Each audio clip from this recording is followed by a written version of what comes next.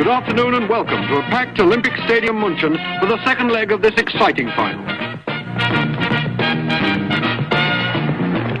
And here come the Germans now, led by their skipper, Nobby Hagel. They must surely start favourites this afternoon. They've certainly attracted the most attention from the press with their team problems. And let's now see their lineup.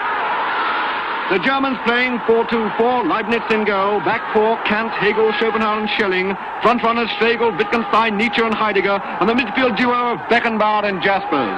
Beckenbauer obviously a bit of a surprise there. And here come the Greeks, led out by their veteran centre-half, Heraclitus.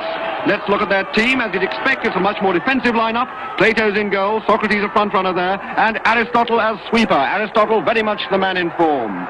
One surprise is the inclusion of Archimedes. Well, here comes the referee, Kung Fu Tzu, Confucius and his two linesmen, St. Augustine and St. Thomas Aquinas.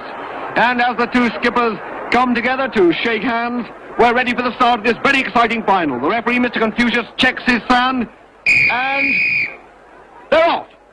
Nietzsche and Hegel there. Karl Jaspers, number 7 on the outside. Wittgenstein there with him. There's Beckenbauer. Schelling's in there, Heidegger covering. Schopenhauer. And now it's the Greeks, Epicurus, Plotinus number 6. Aristotle. Empedocles of Archagos and Democritus with him. There's Archimedes. Socrates, there he is, Socrates. Socrates there, going through. There's the ball, there's the ball. We'll be bringing you back to this exciting contest the moment anything interesting happens.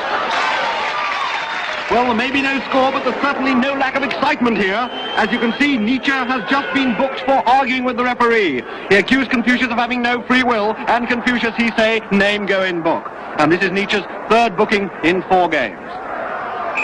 And who's that? It's Karl Marx. Karl Marx is warming up. It looks as though there's going to be a substitution on the German side. Obviously, manager Martin Luther has decided on all-out attackers. Indeed, he must, with only 2 minutes of the match to go. But the big question is, who is he going to replace? Who's going to come off? It could be Jaspers, Hegel or Schopenhauer. But it's Wittgenstein who saw his auntie only last week. And here's Marx. Let's see if he can put some life into this German attack. Evidently not. What a shame. Well now, with just over a minute left, the replay on Tuesday looks absolutely vital. And there's Archimedes. And I think he's had an idea. Eureka! Archimedes out to Socrates. Socrates back to Archimedes. Archimedes out to Heraclitus. He beats Hegel. Heraclitus, a little flick. Here he comes on the far post. Socrates is there. Socrates, there he is. Socrates has scored. The Greeks are going mad. The Greeks are going mad. Socrates scores. But beautiful cross from Archimedes. The Germans are disputing it. Hegel is arguing that the reality is merely an a priori adjunct of non-naturalistic ethics. Kant, by the categorical imperative, is holding that ontologically exists only in the imagination. And Marx is claiming it was offside. But Confucius answers them with the final whistle. It's all over. Germany, having trounced England's famous midfield trio, Bentham, Locke and Hobbes in the semi-final, have been beaten by the odd goal. And let's see it again. There it is. Socrates heads in and Leibniz doesn't have a chance. And just look at those delighted Greeks. There they are, Chopper, Sophocles, Empedocles of Archagos. What a game he had. And Epicurus is there. And Socrates, the captain, who scored what was probably the most important goal of his career.